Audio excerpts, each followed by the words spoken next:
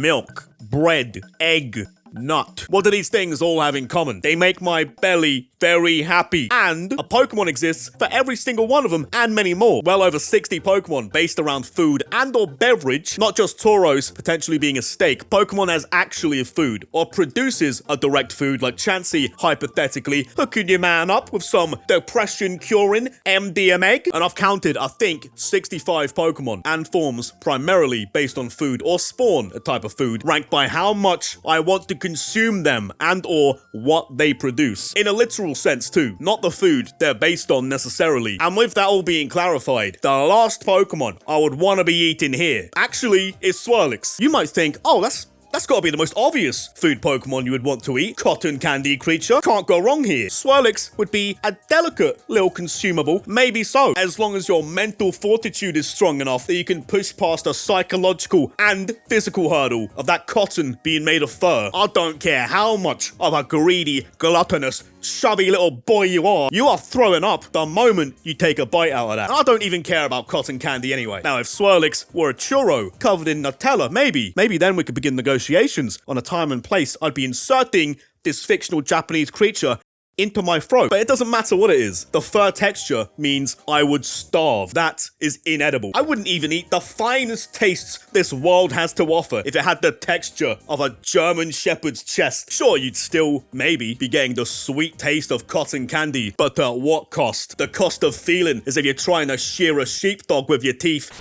Slurpuff, another obvious one, you'd assume. Just a busty cupcake. Oh, what's wrong with that one now? And cupcakes, they can go in a bit. That covers a large spectrum of potential taste right there. And I don't find myself in many situations where cupcakes are up for grabs, seeing as, you know, I'm well past the age of 9. But when they are there, I don't think I've ever been too disappointed. You can't really botch a cupcake. But the question remains here, what's the catch?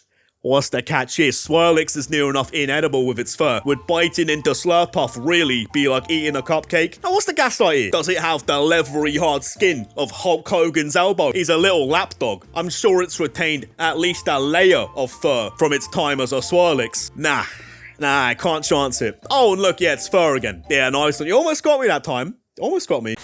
These two are just straight eating an apple. A worm-infested apple. You're getting the leftovers. You're biting into a worm's studio apartment. That apple is leased out to him. Maybe get a little bit of insect protein if you bite hard enough into him. Then Flapple, an even bigger struggle to bite through. That's an applin that's even more expired. That's arguably too far gone for safe consumption. You serve either of one of these two apples at a restaurant, that's a life-ruining lawsuit ready to happen. But an apple in general, apple is an okay flavor, but I'd personally opt for almost any other fruit flavor. Orange, blackcurrant, passion fruit, mango, tropical, pineapple, milk. I don't particularly care much for apples. Like, I could eat one. I'm a mostly fully grown, tax-paying man. But for being honest with you, you'd sort of be making me do it. It's not a fruit I initiate with, but it's definitely lost that chance after a worm has already beat me to it. I wouldn't want this apple for the exact same reason I wouldn't want RFK Jr.'s brain. You'd have to go into eating one of the apples knowing it's a second-hand scran, a like-new,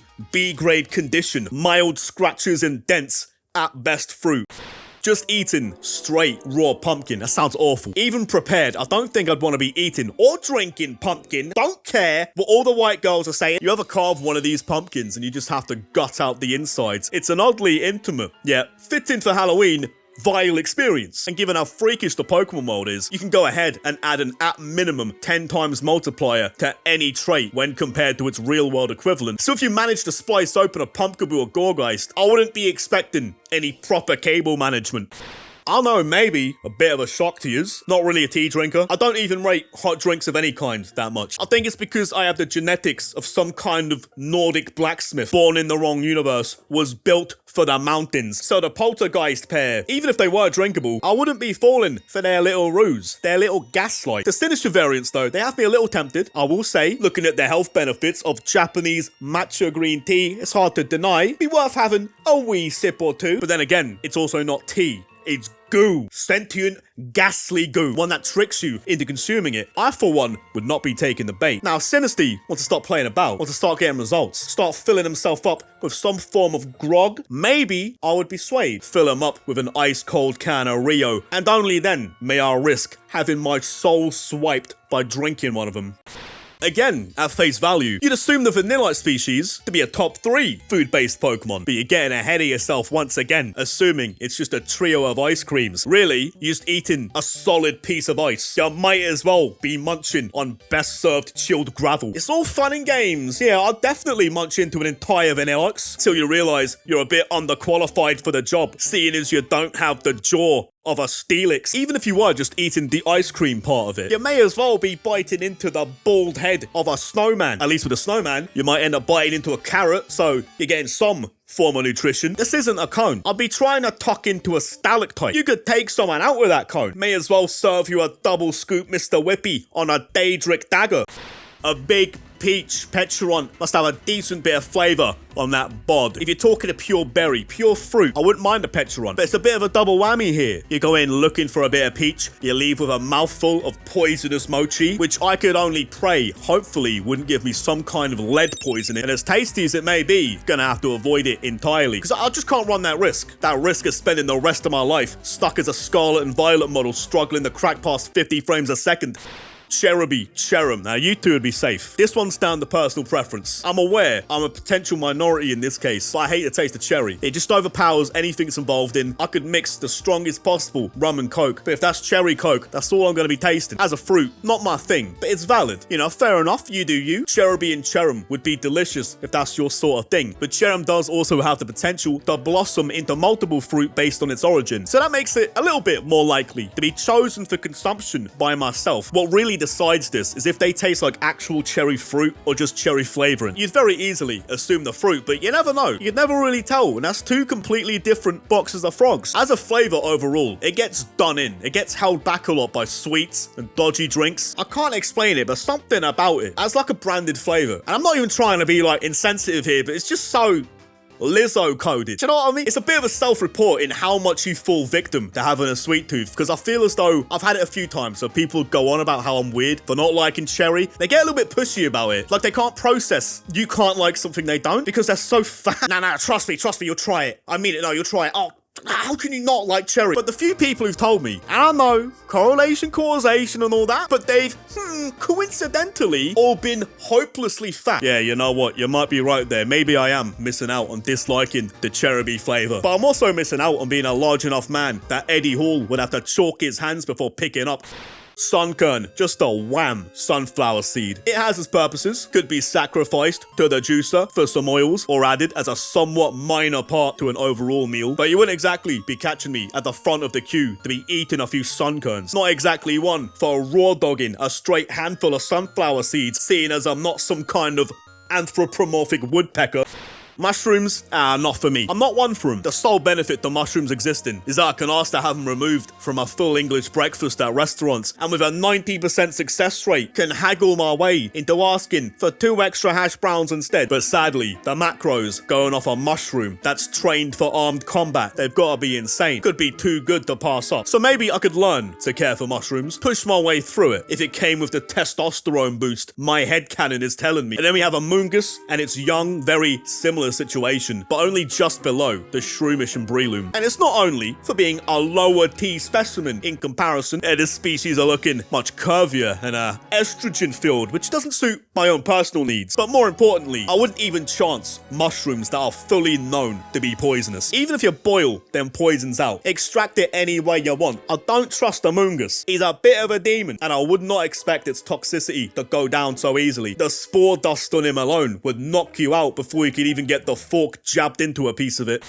Unfortunately for me, the Execute don't evolve into a lumbering egg tree. The Executors are a pair of coconut trees, and I don't mind things coconut oriented, but you wouldn't exactly find me climbing an Executor to be harvesting them nuts, especially Cantonian Executor. The guy's only 6'7", barely even a climb. It'd be more like giving a hug to the Undertaker, trying to yank his hat off the top of him. It's also a coconut that can concuss you not only from gravity, but from bending your frontal lobe like a spoon. It'd probably be one of them foods things that can apparently wedge up your IQ as well. Like if you're eating the Pokemon, you go by Pokemon rules, you might rake in the IVs, the EV yield. In this case, boosts your special attack. I guess for humans, it's just your brain. Now that'd be a game changer for how much I'd want to eat a rack of these. If eating executor coconuts, it's sort of like a carrots improve your eyesight type of deal, except it improves your third eyesight at the blackjack table, bit of future sight, maybe even give you a mental buff towards card counting, going unnoticed, then I would be learning to consume the coconut. Sea dots would be getting munched by the handful. Nuts on their own, raw dogging, good old nuts. It can be dry, quite flavorless, but there's ways around it, and the nutritional benefits are hard to deny. Sea dot would be high up for me, because I could prepare them however I want to. I'd be dual wielding the sea dot with the combi family for some honey roasted nuts, bit of salt, and you're sorted. An entire species of olive. Now, straight olives, I don't really care for, but would I be willing to grind down a family of 3 sentient olive plants into a fine, nutritious, healthy oil? Oh, hell yeah, absolutely. Olive oil, can't pass up on a nice source of healthy fats like that. A bulking cheat code. I wouldn't be too quick to eat them raw. I wouldn't be chucking them in the air, gleefully catching them in my mouth to impress everyone at the dinner table, but happily, I would sentence them to the grindstone until they are of liquid substance to fry my meals up with. Now this trio, proper salts, this lot are. I wouldn't want to be munching on an entire one of them, but I would gladly keep a little wee one on the dinner table, wear them down over many years. 16 kg of fresh Himalayan salt, like going to Costco and bulk buying an entire block of salt to shave 2 seconds off every big food shop for the rest of your life. Now you wouldn't just be shoving a navel stack or garganical into segments into an air fryer, but perhaps a large garganical butler that is solely there to top up my meal with a bit of Himalayan salt. I wouldn't deny him the apprenticeship opportunity, like having one of them Minecraft iron golems on hand who not only protects your village from barbarians and brutish Pokemon golems, but more importantly, back to the matters at hand, he could save you from an inexcusably bad plate of chips. I'm especially keen if he's on hand to craft me like a home-brewed electrolyte potion, so the hangovers, they might never hit the same way. Might be a tough sell with the landlords there. I don't even think a cat is possible for me. Can just have him live in a giant fish tank, maybe a giant plastic bag full of water, say I want him down the carnival. I'm an animal at the duck hooking game, what can I say, man? You know, don't worry about him. You know how these carnival prizes are, right? They'll live for about 2 weeks, you know how it is.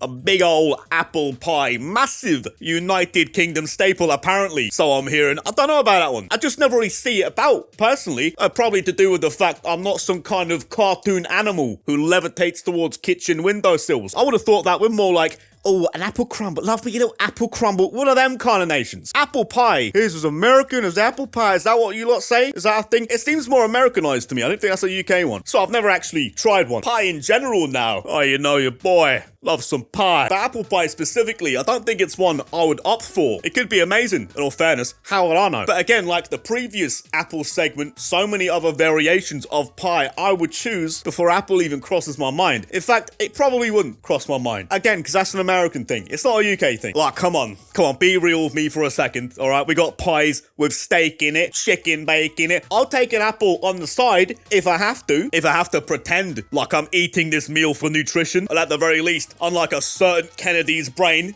at least 2 of them, the worms didn't get the jump on this one. That's a fresh meal, at least. Appleton would come fresh out the oven, fully baked, ripe and ready for you to cartoonishly float towards its aroma. Diplin, Hydrapple, even the G-Max form. Come on, bring it in. These forms of the family, these are the most valid of them to be getting into my belly. Because this is when it starts to get unhealthy and therefore fun. The syrup, golden nectars, that's a game changer because now it's a delectable, delightful little Ainsley treat we have on our hands. It stops being a health food and becomes more like a lighter cheat meal. And that G-Max nectar, that's gotta be a top beer consumption right there, flowing with a honey-like substance. And I know they're still infected with the worms, larger ones and all that, more of them even. But at least you're getting a dessert out of it. Do you know what I mean? You gotta evaluate the risk-reward scale here. Yes, worms have infested all 3 forms and in some cases multiplied and implied to have bred within the apple, as far as I'm concerned, but at least they've made a little bit of effort to tat it up a bit, to make it worth how disgusting it'd be to eat a worm-infested fruit. Plus, I think there's a valid argument that could be made that they've evolved from worm to serpent, and therefore upgrading to the reptile brand of creature, a much more respectable being to have to share your food with.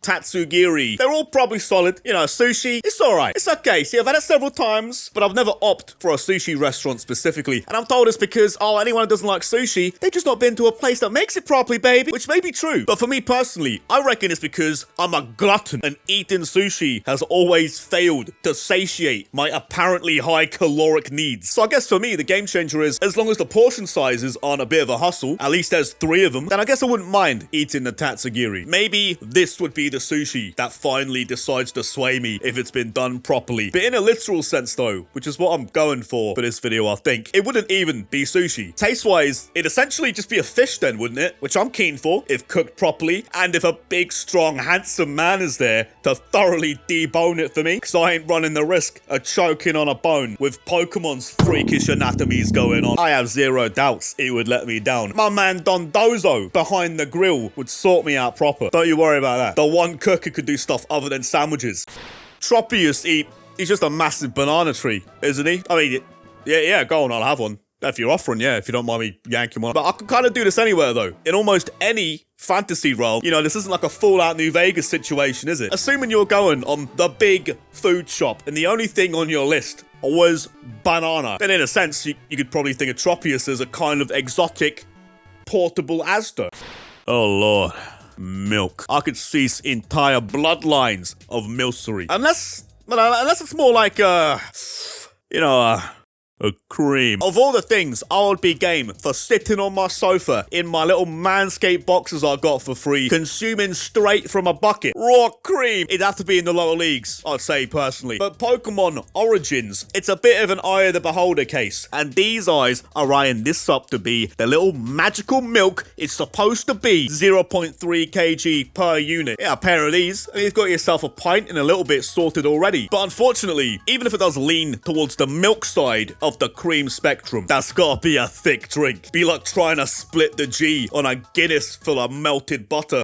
And as the holder of the gift of mercy for the milcery species, if I somehow allow any of them to live long enough to evolve, because eventually I will reach that gallon of milk limit that will biologically trigger the massive Chunder response, which would leave some milcery bound to remain undrank from me, as I need at least 1 or 2 turns to recharge from there, then, you know, I guess I could move on to the dessert. I'll try an Alcremie or 2. I'm a savory, not sweet kind of player, but I could crack into the vanilla cream one if I'm in that sort of mood. But I'm not one for gimmicky flavors.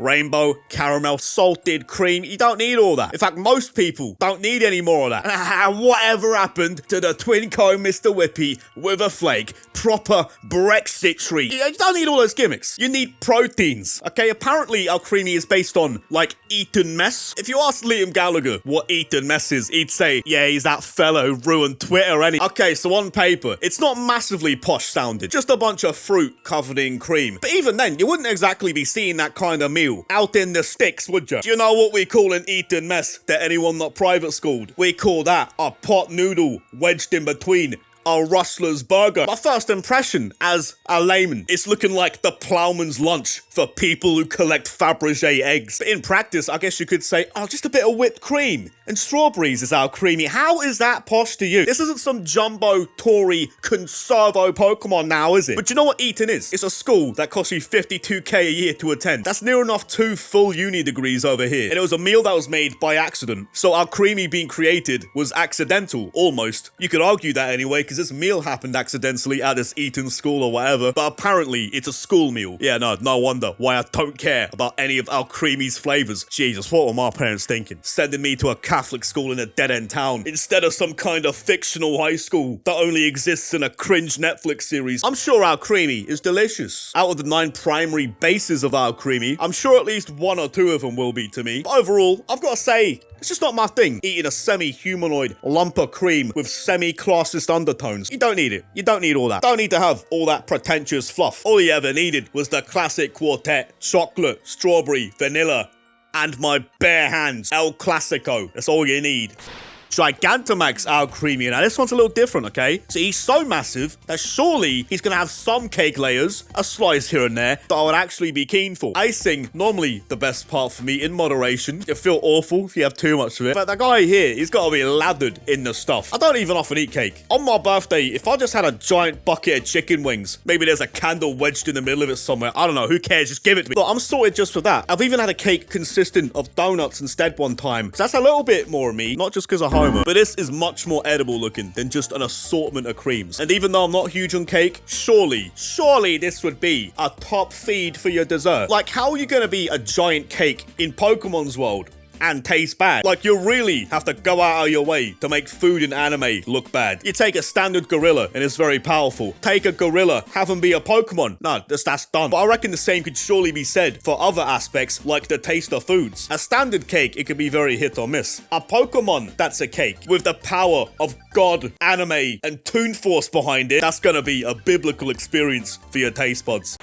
There's no chance that I'm gonna go out of my way for most mushroom Pokemon. I didn't say all of them though. Morlul, Shiinotic. I'd push through probably not wanting to taste them, because I have a feeling they'd probably give me a fun night. But like I was saying in the last segment, in Pokemon's world, things like taste are gonna be amplified. Like how creamy would taste 10 times better than a real world cake. If you took one of these and it had the effects that I'm thinking, it could be a very bad trip for you. You might not come back. You might end up stuck in the Pokemon world. I reckon you'd wake up in Kentai Denju Telefax. Mentally, you would get trapped like the stone cold bowling ball and then get slung about a Pokemon pinball machine for the rest of your days. But yes, drugs. Funny. No, I just want to eat one of these for a similar reason that I'd really want one of Chansey's suspiciously serotonin producing eggs. I want to be on them alien Mr. Burns shrooms. It's very easy to consider eating Pokemon in the same way that we do real animals, like it's nothing, kind of, even though it's not really. It's just been very normalized, but ethically people try to align their conscience to how sentient the animal is, or at least how willing they are to completely ignore how sentient the animal is if it tastes good enough. But it's not realistic. If people in practice reflected their values on the animal to food sentience scale, they'd almost exclusively eat grasshoppers. The alternatives you would have to make going off sentience alone. Your full English breakfast would be looking like something you'd feed a Vietnamese scorpion on his birthday. My point being, obviously, in the Pokemon world, these moral issues would exist times 1,000. There'd have to be a moral compromise in just accepting that borderline all Pokemon are fully, if not more sentient than humans. So ethically, you may have to start drawing the line at essentially a baby Pokemon, like Casper Kid. But when you phrase it like that, eating a child? Barbaric behavior, absolutely sickening. Right down to my very core, I am sickened that you would even utter those words out of your mouth, the mouth which you plan on eating that. Truly sickening, of course.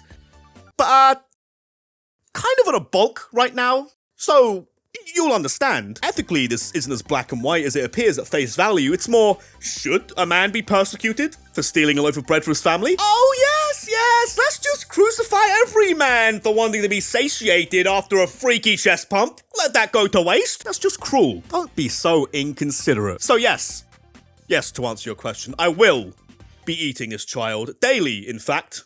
Maybe twice. But yes, you can really use a bit of empathy here. The sacrifices I'm willing to make for physical and self-improvement, you're not the one having to go through with it. I'd be the one eating the Casper Kid. It would be my cross to bear. But ultimately, the weak must fear the strong. And in order for me to become more fearful, I must grow more strong. And to grow more strong, I must consume the child. And the mental gymnastics I'm going through to justify eating this, but it still would never touch a mushroom, yeah. So yeah, no, tricky topic to go into with the Pokemon to food to sentient scale there. I don't know how it'd work in a realistic way.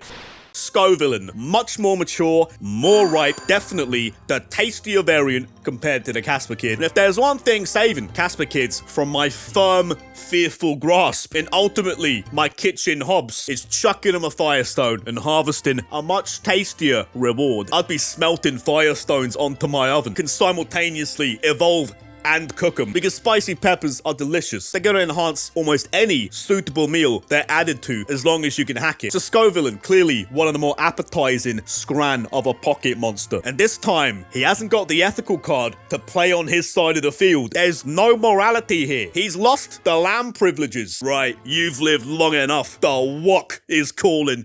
Milk tank. And for the time being, I'm not on about cooking a milk tank. Can't go wrong with some real farmer meat, boy. For now, I'm talking about that milk tank bitty. I wouldn't want to be having that raw milk tank milk, seeing as, as far as I'm aware, a worm has yet to start eating my brain. Raw, unprocessed milk remains a terrible idea. And I also wouldn't be going raw straight at the teat. I'm getting that bottled, processed, purchased from a local farmer. Man, you have no idea what might come out of that milcery spawn point. I wouldn't even risk trying to eat and or drink a milcery with milk tanks behind the barrels. There's no dispute to be had about it potentially being some kind of thick, lumpy, creamy old Greg drinking Baileys from a shoe type of beverage. What milk tank's delivering? That's a proper calcium supplementing, curtangle spraying, barky moo, thick neck, amplifying milk. Also, canonically acts near enough like a magical HP potion. Me personally, I'd be stocking up big time on my enchanted bitty. Execute, oh believe me, I've heard it all before. I can just sense it right now. Future sighting. I can see some of you lot twitching, getting the crack sweats, fent folding over your keyboards to get that comment in. Hit me with the technically they're seeds. No one cares, right? We all know that. But once they're cracked in the frying pan, they'll be whatever I tell them to be. They'll do what they're told. Eggs, a staple, pre and or post, really just any time, lift strand. They would be high up in my desire to consume, seed or not. The macros have got to be insane. Proteins, protein.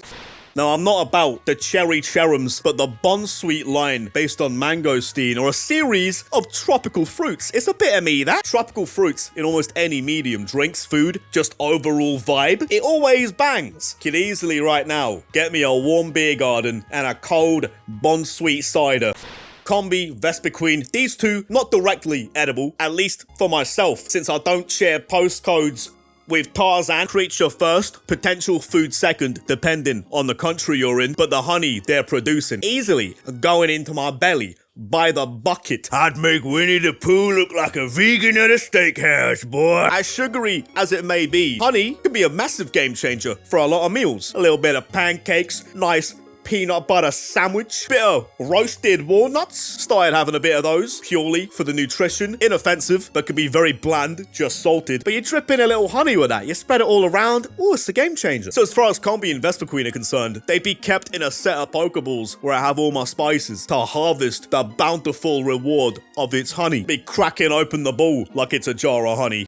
Fido dash bun. Can't go wrong with a bit of bread. Can't go wrong with dogs, until a time comes where the only method of eating bread is through biting a dog. The fact that they are a pair of dogs would be a bit of a psychological challenge to have to get through. It's the whole morality issue again. You have to consider the potential consumption to be had is too wide to deny. The backbone of the culinary arts. Far too malleable of a food to go without worldwide. Now, I'm not saying these two dogs would be the only source of bread in the Pokemon world, but just imagine that for a second. Imagine that in general, because I'm just being realistic here. As a nation, at least over here, we love our dogs, but if refusing to harvest them meant the downfall of the meal deal, that love for dogs would collapse very quickly. We wouldn't have even made it this far as a species without bread. Man's best friend with man's best food. And if that so happens to come at the cost of sausage dogs must being demoted from being household domesticated to whatever stage of domesticated a pig is at, the collective is gonna vote for their bread. I mean, just look at it. Paldea as a nation has already made their decision, even revolved the entire region's sustenance around it. These two dogs being native to a region that lives exclusively off sandwiches and berries, no chance they're living a free life. Like actual bread, their shelf life would be days at the most. Hunted down aggressively and fed to your Koraidon. In Paldea, you can either live in cozy, yet incredibly soulless and empty cities living off the backs of Dashbun, or you can be deep in the trenches hunting down toadstool domes. The choice is yours. Luckily for this hypothetical bread dog, this is all a hypothetical situation, and they come pre-built with an ability that makes wheat grow, so they have a valid reason to just be kept around. They aid the source instead of being the direct source. But either way, whether it's the dogs themselves or the wheat products they're growing, it's gonna make for some fine lunch dining. Happily, Chansey, blissy, spawning eggs that bring you pure happiness. An actual cure to the depression crisis. You ever eat like a solid breakfast, even like a proper roast dinner, and it hits the spot so hard, you have that like mid-scran life evaluation, like, things ain't so bad. Eating one of these eggs is that, but you're set for life with off-the-charts serotonin levels. I don't understand how this species wouldn't be the one you want to try the most. Having one of these eggs would destroy your standards though. This is how the cycle starts. Just chasing that high, you'd never feel the same happiness again. And it'd be a bit more hassle sneaking into gigs and festivals and that. Security never letting you in so blatantly with pills, let alone walking through with that Mr1upz pill. Definitely more hassle getting it down your throat as well. In practice, it'd be like a somehow far more gluttonous version of eating an entire ostrich egg whole. 2,000 calories, 176 grams of protein. If you were on a cut weight training, you could arguably eat this singular egg each day, and that's all you need. Maybe even 2/3 of one. And if you're bulking up, you eat 2, maybe 1.5, and just sorted that way as well. Any one of these 3 on hand, if they could churn out eggs on the daily, it's a muscle building cheat code. Like taking an instant win multivitamin. How could this not be number 1? You have all the properties of steroids, combine them with the euphoria of ecstasy, they taste like a fried egg, and made it completely risk-free to your health. You get to be jacked and get to be on MD forever with 0 health ramifications, swole, and eternally happy. This meal better be waiting for me in my own personal Valhalla.